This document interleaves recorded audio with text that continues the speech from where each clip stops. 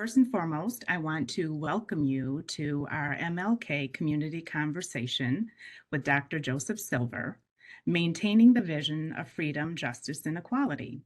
A couple of housekeeping events.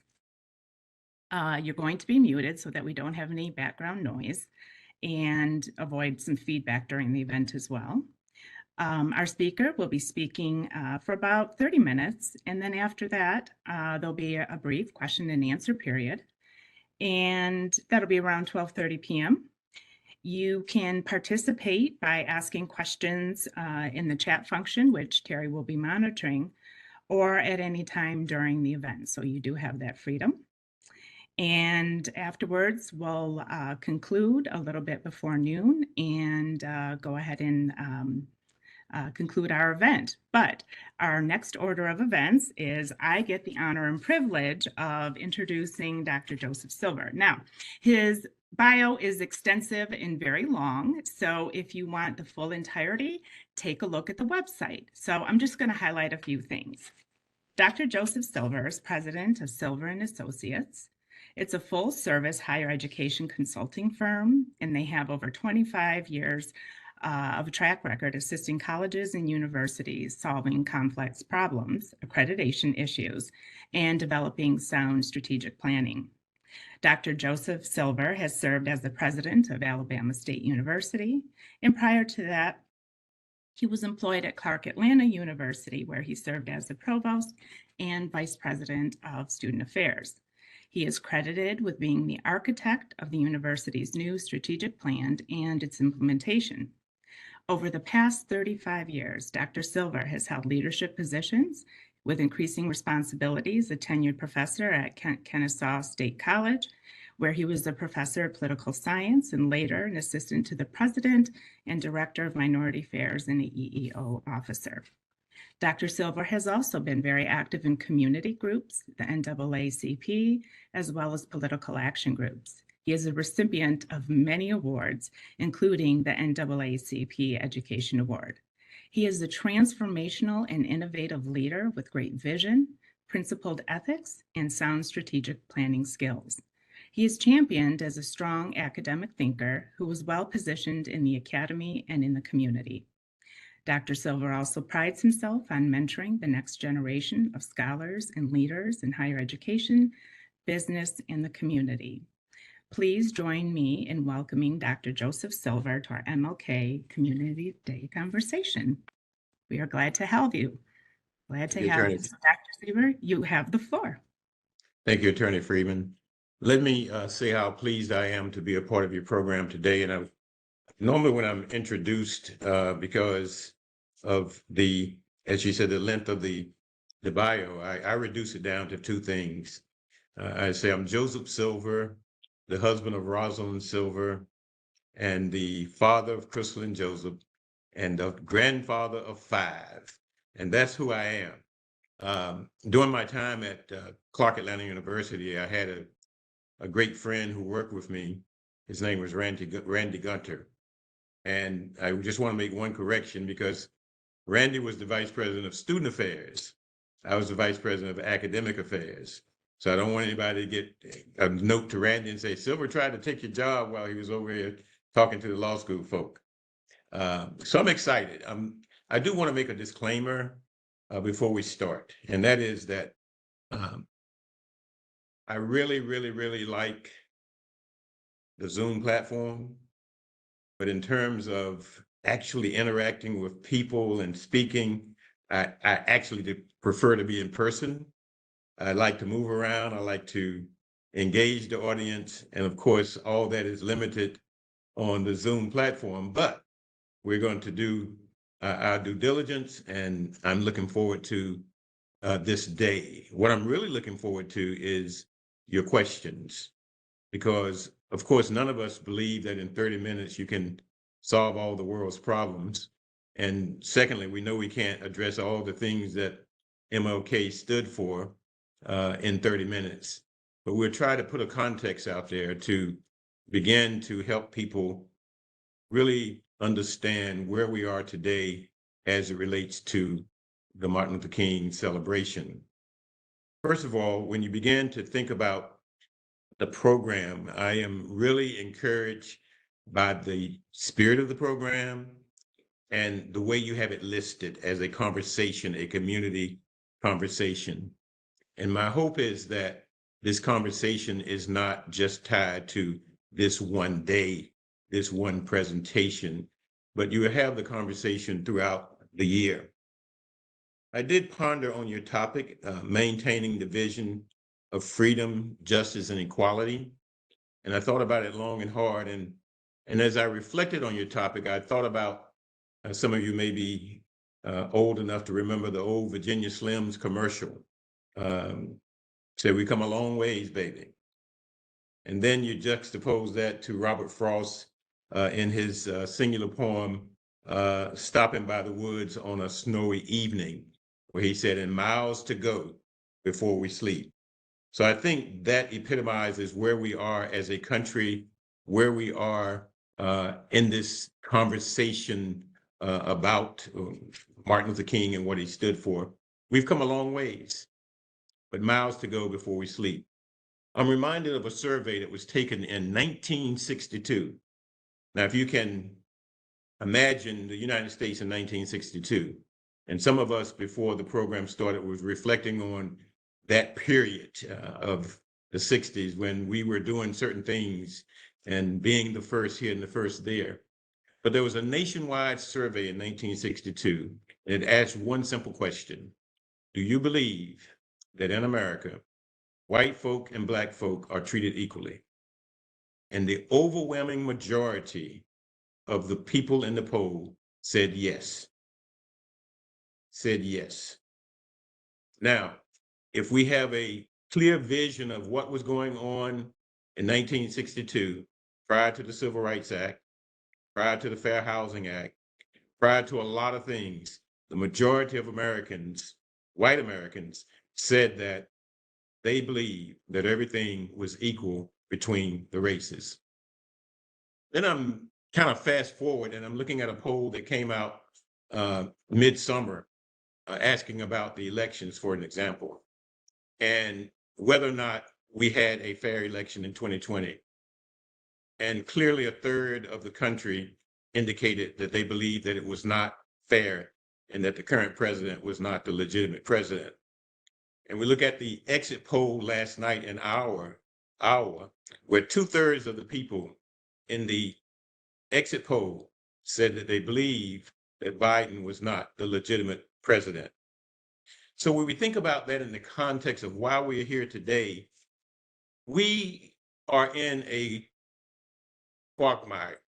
We have a great dilemma because when you're talking about maintaining a vision for freedom, justice, and equality, we have this topic 56 years after the date of the death of Martin Luther King Jr. 56 years. And as we began to look at the state of our country and the state of our interaction with each other, the question becomes, do we have true and complete freedom, justice, and equality for all? Places. And as I listened to the rhetoric and when I witnessed the hate speech, in many ways, I think that this country, in some sectors, is really going backwards. Dr. King had a dream of what he called the beloved community. The beloved community. And when you think about the tenets of the beloved community, one of the questions that I asked each of you, rhetorically speaking, is, have we achieved the beloved community? In his beloved community, he envisioned a community where several things were prevalent. Principal among those things were love. Principal among those things was justice. And principal among those things was solidarity. So when we look at the present state of our country, do we believe that we have achieved this beloved community? He envisioned a community where everyone would have food and shelter, where the simple concepts of living was afforded to everyone. And so the question I asked this group that is assembled here on this Zoom platform is, why is it so hard to achieve these concepts? Why is it so hard to achieve these concepts? Concepts of equality, love, justice, solidarity. I think it boils down to several things. It boils down to selfishness. It boils down to entitlement. And it also boils down to racism. If we simply worked on one person, if we simply worked on one person, that's ourselves, I think we could change a lot in this country. I'm reminded of the pop singer Michael Jackson and his song, I'm Starting with the Man in the Mirror. And I'm asking him to change his ways to make this world a better place. If each of us just took a look at ourselves in the morning as we're preparing for our workday and make a vow to change our ways if they are not the ways of justice, love, and freedom for all, then I think we'll be in a better place. One of the things that really perplexes me is that all over America, with the exception of a few places, folk engage in the celebration of Martin Luther King Day. Communities come together to celebrate Martin Luther King Day.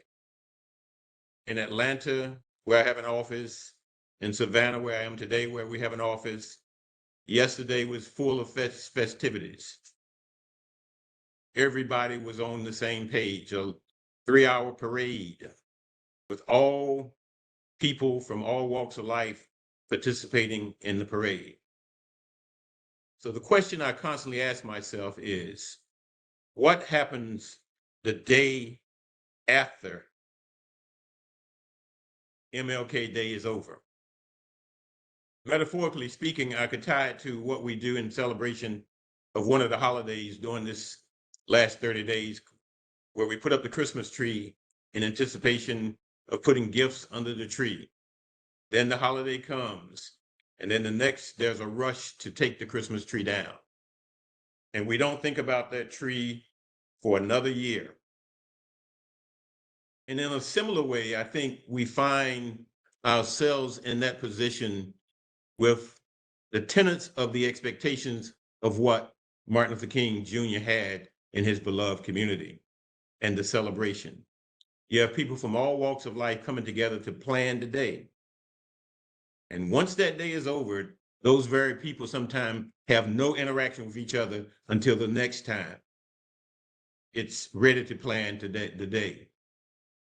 But if we truly celebrated what MLK stood for, then we would not have the evening news full of mass killings or young people killing each other. If we truly celebrated MLK Day, we would not have the most segregated time of the week, 11 o'clock service on Sunday in the various churches around this country. If we truly celebrated MLK Day, we would not have abject poverty and the large number of homelessness that we see in this country.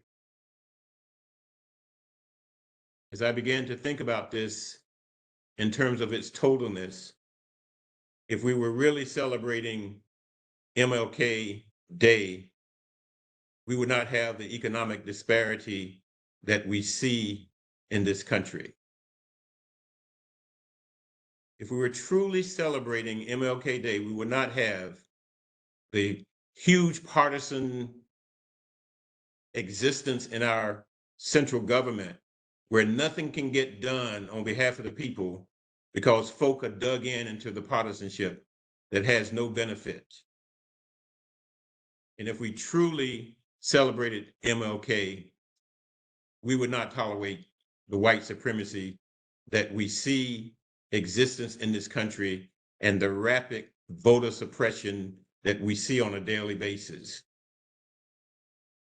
if we were ingrained in the teachings of Martin Luther King, somebody would speak up and say, banning the books that deal with African-American people is wrong.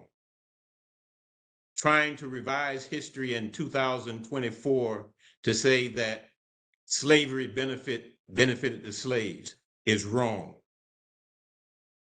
Somebody needs to stand up and say this anti-DEI fever that we have across the country is wrong. I think that you guys on the screen are in a great position to address these issues because you are students of the law. You are law professors. You are community lawyers, and you know the law. So my challenge is, why not use that knowledge of the law that you have for good? Why don't we begin to challenge? Why don't we begin to challenge what we know is wrong? We can deal with children, and a 2-year-old knows right from wrong. Even when they're about to do something that they know is wrong, they get this sheepish look on their face, as if to say, I'm about to do something wrong, do you see me? And when you chastise them, they get back in shape and do the right thing. So if a 2-year-old knows right from wrong, then certainly we as adults should know right from wrong. So who among us on this screen does not know right from wrong? Who among us on this screen does not know how to treat people? It boils down to, how do you want to be treated? And a reciprocal relationship with everybody that you come into contact with.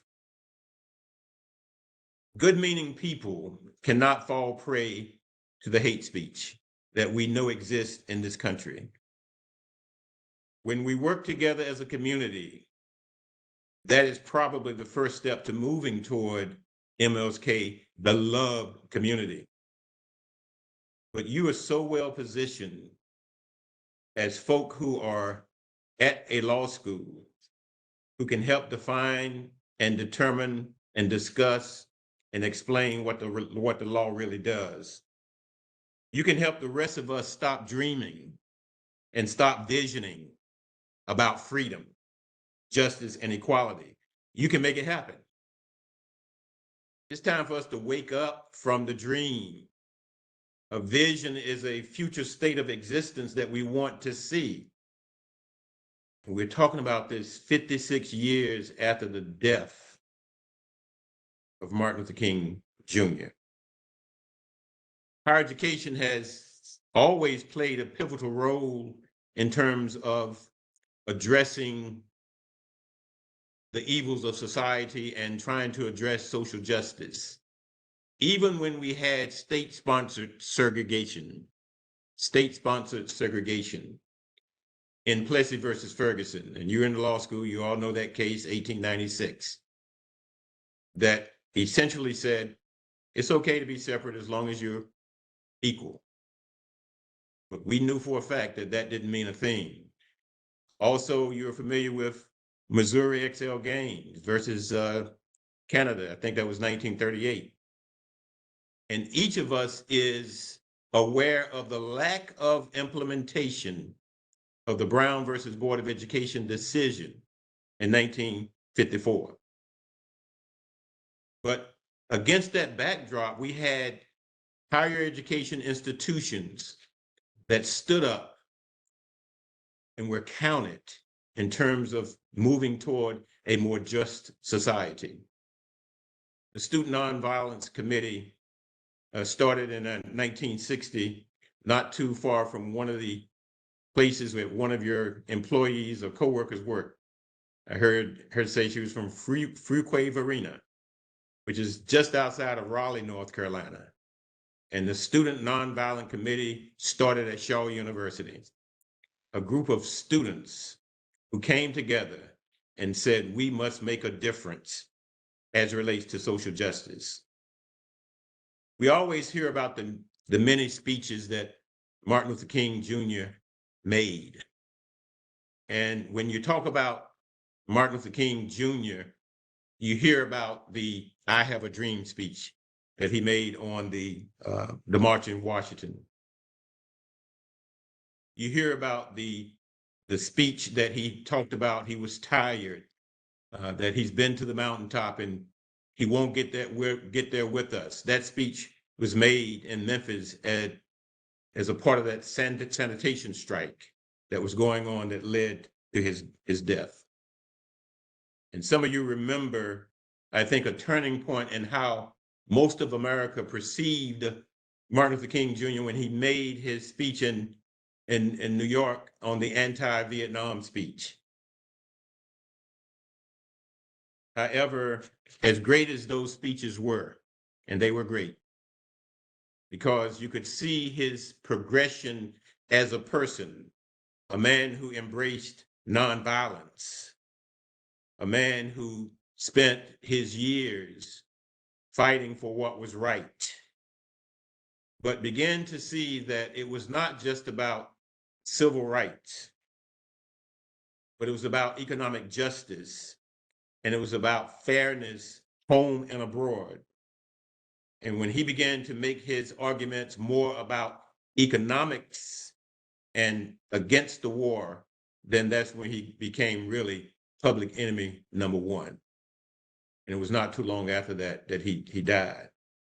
But there's a little known speech that he made in Philadelphia, Pennsylvania on October 26, 1967. And it was at Barrett Junior High School in Philadelphia, Pennsylvania. And he gave those junior high students what he called a blueprint for life. He spoke to the young people about being in junior high school was a crucial period in their lives, and that the decisions that they made at that point could very well determine the rest of their lives. If they decided that they were going to go down the path, the path of criminal activity, then that's going to impact the rest of your lives. If you're going to take the position of fighting for freedom and justice, that will impact the rest of your lives. And I'm thinking about that now in the context of now Martin Luther King's granddaughter, Yolanda Renee King, 15 years old, who is now on the national stage fighting for the same things that her grandfather and her great-grandfather fought for. And her message is not that much different from what her grandfather was talking about. But what did Martin Luther King Jr. impart to those junior high school students?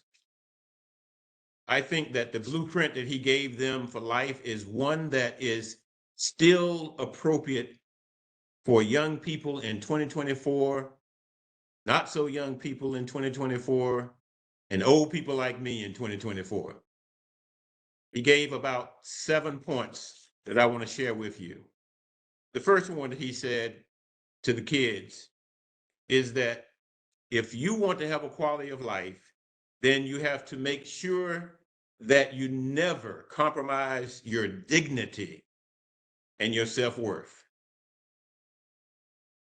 Many times as we hear about what's going on now, the first thing people do is try to attack the marginalized in terms of their dignity and their self-worth. The other thing he said to them is, do not be ashamed of your color. Do not be ashamed of your color. Color has weaved itself into the fabric of the American society in such a negative way, as opposed to celebrating the greatness that people of color from all over the world bring to the table. The other thing he said, and this is something that I preach to my children, my grandchildren, and to any young person that I speak to, is that you have to make a determination in your own life to achieve excellence. there's no substitute for excellence. No matter what you choose to do in life, there's no substitute for excellence. The other thing he asked them to do is to commit to three things: the principles of beauty, love, and justice. Can you imagine that? Asking these junior high school students that if you want to have a better life, then you as an individual have to commit to beauty, love, and justice. The other thing he admonished them to do is to envision and to put into action a plan that will make the nation better and make the life for everybody better, and especially those in the struggle for freedom and justice. He's telling junior high school students that you should make it your legacy to make life better for other people. And then one of the things that I thought was very good, some of you may remember Stokely Carmichael and the Black Panthers during the 60s. They had this slogan, "Burn, baby, burn." And in that speech in 1967, Martin Luther King admonished those students to learn, baby, learn. Learn, baby, learn. And I think those simple tenets that he shared with that group are things that we could put into place today, that we should be ingraining this into the lives of our young people. Hate is not something that we're born with. Hate is a learned behavior that is impacted by societal norms. So we can change that. Hate speech is not something that people come out the womb doing. It's something they learn in their environment. When we began to think about what's going on in some of our states where we're trying to change the narrative about the history of this country, that is an intentional action. We can change that. When we think about the anti-DEI, where we're saying we don't want to hear anything about diversity, inclusion, and equity in our colleges and universities around the country, we can change that narrative. When we begin to think about the killings, the mass killings that sometimes triggered by the hate speech that we see and hear in this country, we can change that. We change it one person at a time. Even in your environment at the law school, if you hear people talking or giving an off-color joke and you listen to it and you laugh, then you're just as guilty as they are. When you see and hear the hate speech that's going on the news networks, and you as a law school do not put that into a context for your students, we're not trying to circumvent your rights under the First Amendment, but here are the consequences of hate speech. That's stuff that you can do. So, ladies and gentlemen, as one person said, there's nothing new under the sun. There's nothing new under the sun.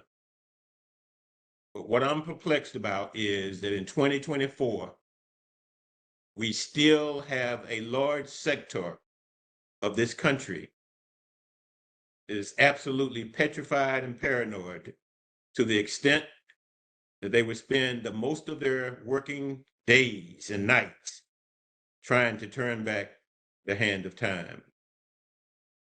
We all know that we will be better when we work together.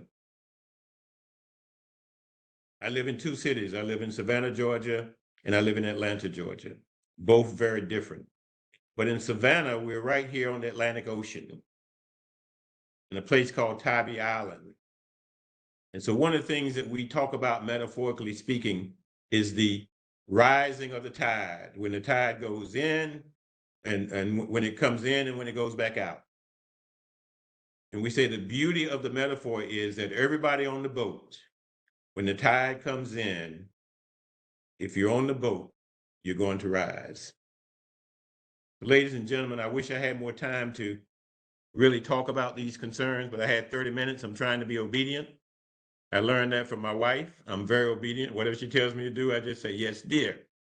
And 47 years, almost 48 years, I'm still saying, yes, dear. So I'm going to be obedient and stop and entertain any questions that you have. I will be more than happy to answer any question that you put on the table. There is nothing that's off limits. So again, I want to thank the host committee led by Attorney Freeman for finding me and asking me to come and speak to you today. My only hope is that you invite me back one day when I can do it in person, where I can really interact with each of you. God bless you, and may heaven smile upon you. Dr. Silver, thank you so very much. So very much. If we can give a round of applause to Dr. Silver. And now we will open up the floor for questions. If you have a question and want to unmute, please do so. Or you can put your question in chat and Terry will moderate that piece. So let's see. Professor DeBose, I think I saw your hand first. Yes, I'd like to ask, were you at Alabama State when they sued the state of Alabama due to lack of funding for Alabama State compared to the University of Alabama? And I have a relative that works for the Department of Education there, and we went up there for a football game, an Auburn game, and she took me around campus and she said, look at the stadium, look at the College of Education. All of that is the result of the law school for unequal funding for state universities in the state of Alabama. No, I was not there. That was in the late 70s, early 80s. It was called Fordyce versus Alabama. And you're exactly right. Now, put this in the context of how I started my presentation about the speech in 1962, not the speech, but the poll in 1962, where they asked white America, was everything equal in the United States? And they said yes. But in Florida, in Georgia, in a lot of the southern states, there was an unequal distribution of resources going to predominantly Black schools, even though they were state schools. And they sued the state of Alabama. And as a result of that, there had to be money set aside to improve the campus, to improve programs, and to give students the same opportunities that white colleges like the University of Alabama, LSU had. You have seen similar suits. Most recently is in Maryland, where the HBCUs in Maryland sued and won. The state of Tennessee, most recently under the leadership of the president there,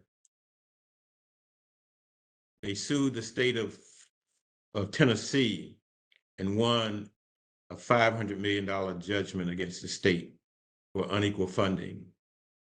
And now we see that the Department of Education, the U.S. Department of Education, without any prompting from anyone, reviewed the federal funding and the state matches under the Land Grant Act, Morrill Act, where there is a certain amount of money given to land grant institutions and the state should match it. Well, the states across the country matched it at their predominantly white institutions, and in some cases did not match or did not match equitably at the predominantly Black institution. So that created a historical disparity in terms of facilities, professors, programs, and what have you. And so here we are in 2024, revisiting some of the same things that occurred as a result of the case that you mentioned, which was Fordyce versus Alabama. Now, interesting enough, since you all are lawyers, you probably remember the cases during the 1970s, Adams versus Richardson and Adams versus California, where those states were sued. They're called the Atom states. They were sued because they were not providing equitable opportunities for admissions to state schools. They were not given the kinds of resources. And the thing that is very interesting, and I wrote on that particular case for about 10 years. I was writing on that case. And one of the things that was clear to me was, as long as there was litigation and oversight, the states, for the most part, did the right thing. But as soon as the administration changed at the national level and they eliminated or said, we no longer have oversight over these institutions, many of these institutions are back at their 1970 levels as relates to inclusion and equity. Thank you for the question. I'll say one more thing to follow up, and then I'm not going to talk again. But I attended Florida A&M University's law school when it was reopened, and it was taken away from the Florida A&M in the 1960s because of how the state is formed. And I always put up the land grant colleges for my students when we talk about lack of diversity in the legal profession. And I tell them that they closed FAMU because they could stop Black students from going down to the University of Florida. And I can talk about the University of Florida because I'm a Gator and I spent a lot of money there. But they could not stop the white students in the Panhandle from going to Florida A&M. So Florida A&M was taken away from FAMU and given to Florida State. And Arthenia Joyner, who has been to our law school to speak, said she was in that last class and they were taking their exams. And she said the Florida State people bursted in and started taping up books in the middle of their exams. And in the early 2000s, Florida was on the watch list for lack of diversity in the legal profession. And Jeb Bush couldn't figure out how to fix it because they could not get the numbers up.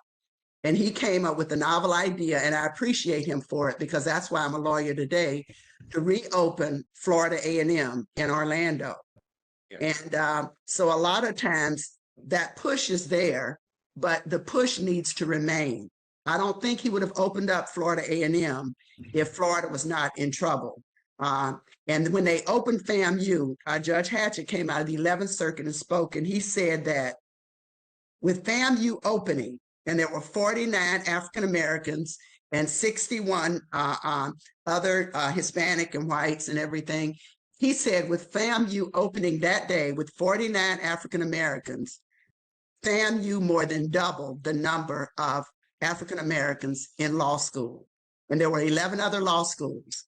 And when I went back for my 10th year anniversary, Dean Epps said FAMU had put more lawyers into the practice of law in 10 years than all of the other 12 law schools combined. And that was, and my mouth dropped open. And she said, Mr. Bowes, I knew you were going to challenge me. I've got the data to show you. So, but yeah, that lawsuit with Alabama State was a big one because I'm from Pensacola and lots of people had gone there. But that equal funding has happened in Florida with Florida A&M and University of Florida for years. Those were the two state land grant colleges initially in the state of Florida. Yeah, the Florida Law School, the Family Law School is still a very viable force in that community. FAMU has been one of my clients for almost 15 years now. So the President Larry Robinson is a mentee of mine, believe it or not. And his provost, his chief of staff, Donald Palms, is a mentee of mine. And so I look at what they're doing, and what they've done this year is incredible because for the last 4 years, they've been the top ranked HBCU, public HBCU in the country. But for the first time this year, with 2023, they cracked the top 100 of all universities in the country. They came in at 91. And so I'm thinking about the Supreme Court Justice who was, they just named a building after him. And I can't call his name right now. But it's interesting because he became the first Black Supreme Court justice in Florida, but he couldn't go to a Florida law school. He couldn't get in the University of Georgia, and he had to go out of state to get his law degree. And he fought very hard to even sit for the bar in Florida, and he passed it. And his name is Jim, I can't think of his last name, but when I sit down and hear his story, it reminds me of how far we have come, but yet how far we still to go. So that little play on words with the Virginia Slims commercial, we've come a long way, baby. And then the words of the poet, Robert Frost, but miles to go before we sleep, is so appropriate even for today. Yeah. Thank you, ma'am. We do have some questions in chat that I want to be sure to get to. So from Director Thomas, what recommendations would you give for the millennials in regard to actions to take change for the 4 pillars that you mentioned: equality, love, justice, and solidarity? Well, I don't want to put a whole lot of pressure on the millennials, but they might be the ones that help us out of this quagmire that we're in, because they have a greater sense of what we saw in the 60s, where it's not all about self, but it's about the common good of the people, how we can grow and do things together. They are technology savvy. They have boundless energy, and they might just be that secret sauce. If we can get them all in some kind of movement on the same page, I have a lot of faith in millennials, and I'm hoping that we will see the results of their collective power in this upcoming election and in our communities around the country. So the first thing I would say to them is realize the power that you have, first of all. And then secondly, don't be ashamed or don't be afraid to speak up against anything that you see is wrong. And whether you're in higher education or whether you're a sanitation worker, if you see something wrong in your domain, address it.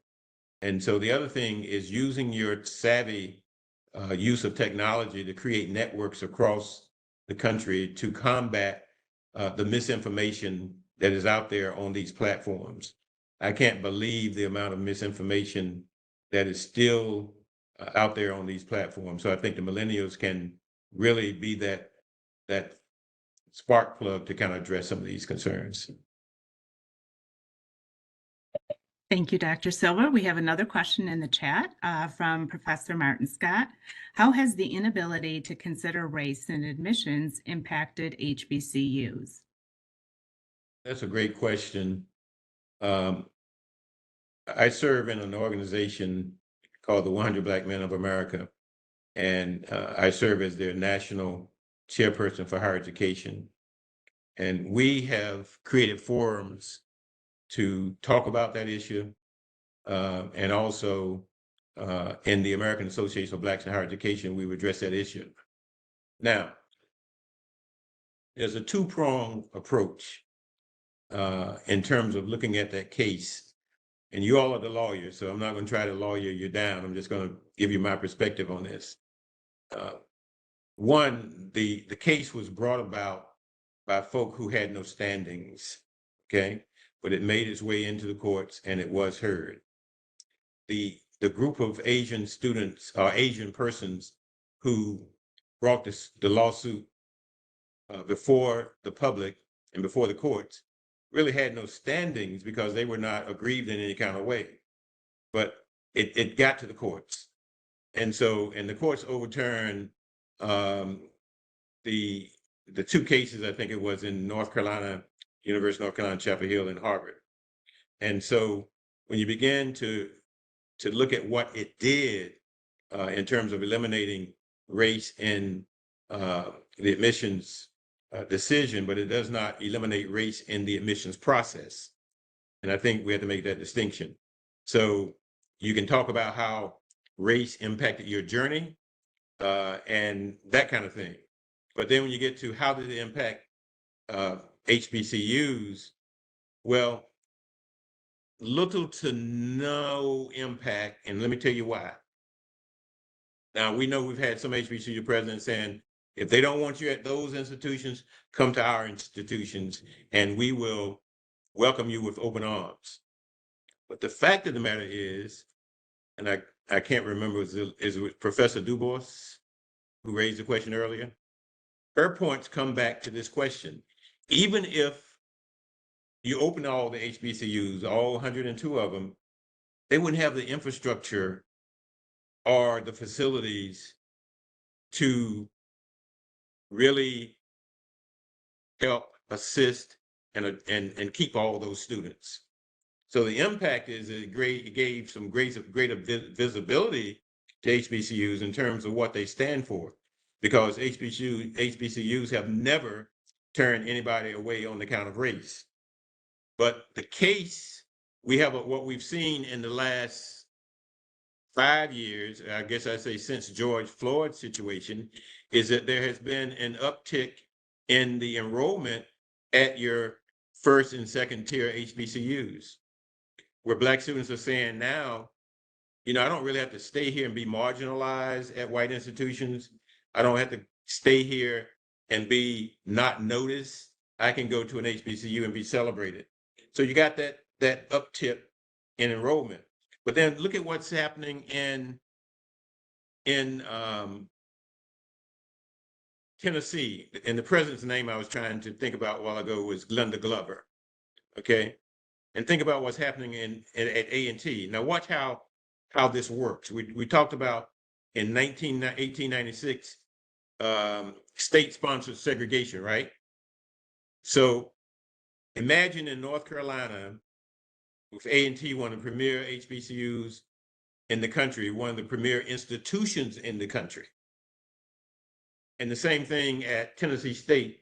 Harold Martin is president over at A&T. They're one of my clients. And Glenda Glover is president at Tennessee State. They're one of my clients. Okay. And what we do is help them envision how to float in this world that we call the United States in higher education. So each of those institutions, along with Florida A&M, were chastised by the state for low enrollments, right? 2 years later, each of them grew their enrollments, and the state penalized them for growing too fast. Actually took money from them under the Performance Act, okay? Performance funding, took money away from them because they didn't meet enrollment targets. And then when they met enrollment targets and exceeded them, they took money away from them again because they said, you're growing too fast. You can't have it both ways. And what white America fails to understand is that most HBCUs are national institutions. Yeah, you belong to FAMU, and so that's the state of Florida. You go to A&T, that's the state of North Carolina. You go to Tennessee State, that's the state of Tennessee. But HBCUs attract a national clientele. And these states said to each of these schools, you got to limit your out-of-state students, period. So they're creating these hurdles for these HBCUs to jump over. And so that's why I said in my response to the question, how's this going to impact HBCUs? It would have an impact in terms of folk seeing the excellence that goes on and say, okay, I can go there and be a big fish in a little pond as opposed to being a no fish in a big pond at these predominantly white institutions. And so the problem, though, is that HBCUs as a whole do not have the infrastructure or the programs to absorb all the students who want to come. By nature of the HBCUs and public sectors, the public HBCUs, they have marginalized the academic programs that these institutions have. And even in my state, the state of Georgia, we saw this over and over again. what was not said in my introduction is I'm also the former Assistant Vice Chancellor for the state system of Georgia. That's 34 institutions that we had oversight over. And my portfolio was the academic affairs portfolio. And I watched up close and personal how decisions were made to marginalize our HBCUs. I was also provost at Savannah State University, sent there by Governor Miller to help change that institution. We changed it. But they sent us down there and tied our hands and our feet and then say, make a difference. Savannah State is woefully underfunded. And it's about programs. Just this month, in the last week or so, Governor Kemp announced that they're giving Georgia Southern University $178 million to start a demo school in Southeast Georgia. Just think about if he'd have given that money to Savannah State. It's not about the quality of the institution and its personnel and its professor. It's about the quality of the programs. And what I argue about is having a curriculum that is market-centered, that can produce market-ready students. And if you got the same old programs that you had 40, 50 years ago, you are behind the curve before they say go. So there's some work to be done.